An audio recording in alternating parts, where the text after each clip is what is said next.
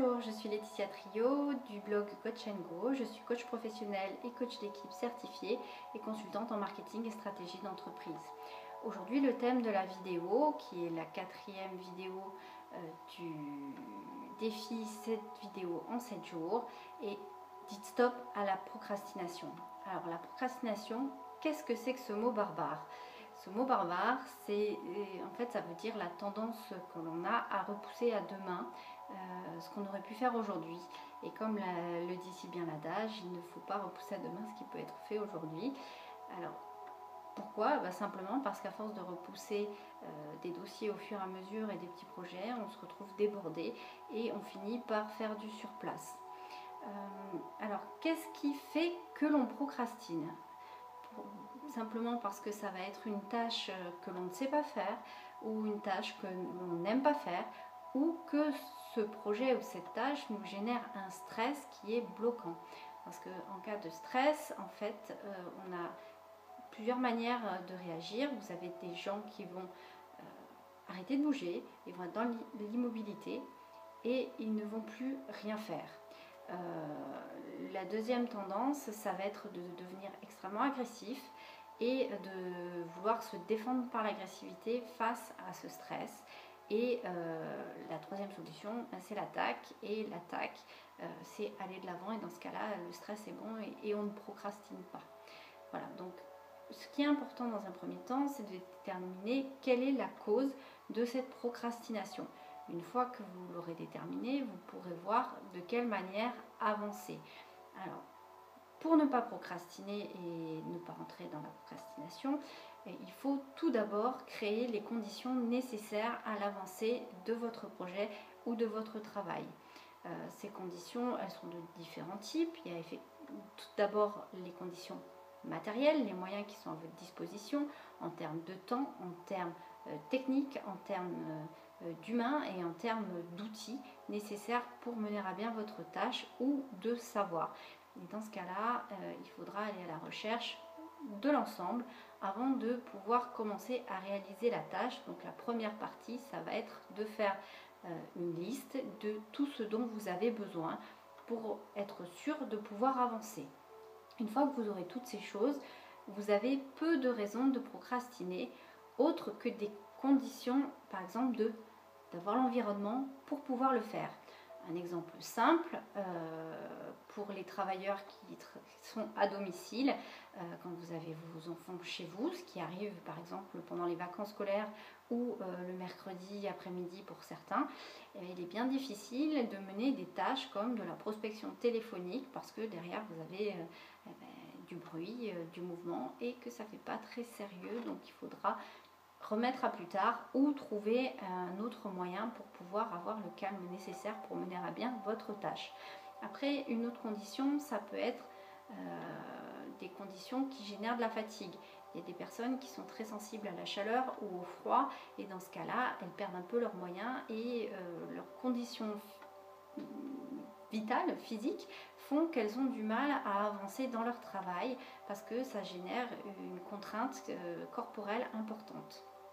Dans ces cas-là, il faudra trouver des solutions pour améliorer le confort de l'endroit où vous travaillez. Un autre facteur, ça va être la fatigue. Quand on est fatigué, on a mal dormi, on est malade. Les gens qui s'obligent à travailler quand ils sont malades, malheureusement, ils ne sont pas du tout performants et en plus, ils se fatiguent d'autant plus. Donc souvent, il est beaucoup plus stratégique d'oser prendre une demi-journée, une journée ou un peu plus pour pouvoir récupérer rapidement et éviter d'avoir un travail de mauvaise qualité sur une durée beaucoup plus longue. Parce qu'en plus, avec la fatigue, le temps de se remettre dans des conditions favorables pour pouvoir mener un travail efficace va être beaucoup plus long que si vous aviez fait une coupure plus courte. Donc c'est quelque chose à prendre en considération. Ensuite, il y a un fait important, c'est avoir bien réfléchi votre projet. Dans le cas de projets complexes, ou d'ailleurs dans d'autres qui ne sont pas tellement, ce qui est important, c'est d'avoir un plan précis. Quand on n'a pas un plan précis, il est bien difficile de se mettre en mouvement. par exemple, quand je reçois des gens en coaching et qu'ils me disent moi j'aimerais être plus, je sais pas, plus riche par exemple, d'accord, mais plus riche c'est quoi? Parce que c'est pas un plan, c'est pas un projet. Un projet, ça va être je veux pouvoir gagner 5000 euros toutes les semaines, par exemple, je dis n'importe quoi, hein, à partir de l'année prochaine, à partir du 1er janvier 2016, je veux pouvoir gagner cette somme toutes les semaines. Bien, donc une fois qu'on a un objectif précis, la seconde question, ça va être ok, qu'est-ce qu'on va pouvoir mettre en place comme premier pas, comme objectif intermédiaire pour aller vers cet objectif final. Une fois qu'on aura déterminé le premier objectif intermédiaire, on va déterminer des actions à réaliser au fur et à mesure pour pouvoir aller en ce sens. Parce qu'un marathonien le sait très bien, pour faire un marathon et aller du début à la fin, il faut commencer par faire un pas, suivi d'un autre pas et encore un autre pas. Après, ce qui va être nécessaire, ça va être la foi en soi, donc la confiance en soi, et de la motivation. La motivation, c'est quelque chose d'un peu virtuel pour grand nombre d'entre nous. On se dit motivé ou pas motivé, mais finalement, on ne sait pas trop ce qu'il y a derrière. J'ai une petite astuce à vous donner que j'ai mis en mouvement depuis un certain temps et que j'expérimente qui fonctionne bien. Autorisez-vous à vous faire des cadeaux et à vous remercier vous-même de votre bon travail et de l'effort que vous allez faire sur des tâches qui vous stressent ou qui sont difficiles. Et dans ce cas-là, par exemple, vous dire oui, si j'arrive à prendre en 2 jours 10 rendez-vous clients pour la semaine prochaine, eh bien je m'offrirai cette chose que j'ai vue et dont j'ai vraiment envie, mais qui est un peu chère. Et bien, si j'arrive à faire ça, je m'offrirai ce cadeau-là. C'est très utile d'apprendre à se faire des cadeaux à soi-même. C'est entre guillemets de l'auto-gratitude. Là, je vous parle de quelque chose de matériel, mais ça pourrait être quelque chose de complètement différent. Ça peut être je sais pas, une soirée avec des amis ou s'autoriser à aller voir quelqu'un, à prendre du temps un peu plus de temps pour aller faire du sport ou un week-end en amoureux, peu importe. L'important c'est de trouver quelque chose qui va être suffisamment intéressant et que vous avez suffisamment envie de vivre pour trouver la motivation de faire ces tâches qui sont compliquées et difficiles. Voilà. La dernière chose que je voulais vous dire, c'est qu'il y a un autre frein qui existe, c'est l'attente du moment idéal. Oui, l'attente du moment idéal, c'est compliqué. C'est compliqué parce que le moment idéal, le moment propice, il n'existe pas. Il y a toujours quelque chose, une excuse pour ne pas avancer. Et le moment idéal, c'est comme tout ce que vous pouvez idéaliser.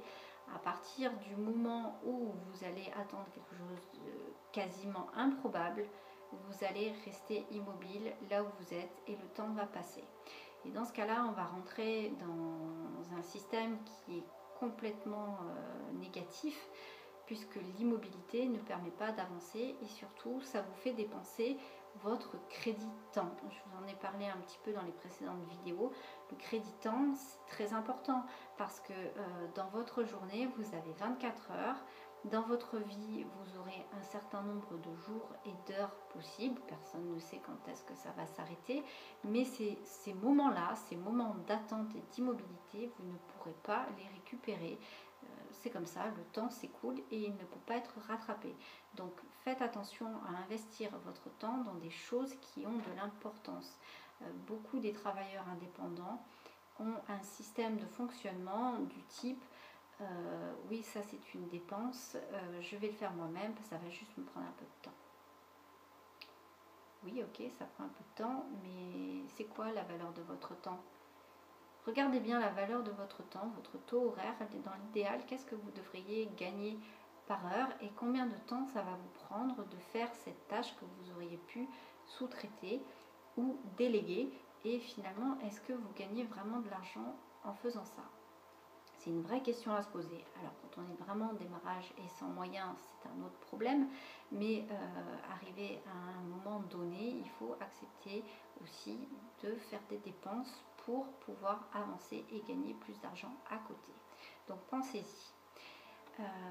Voilà, j'en ai fini avec la procrastination que j'ai expérimenté à nouveau aujourd'hui.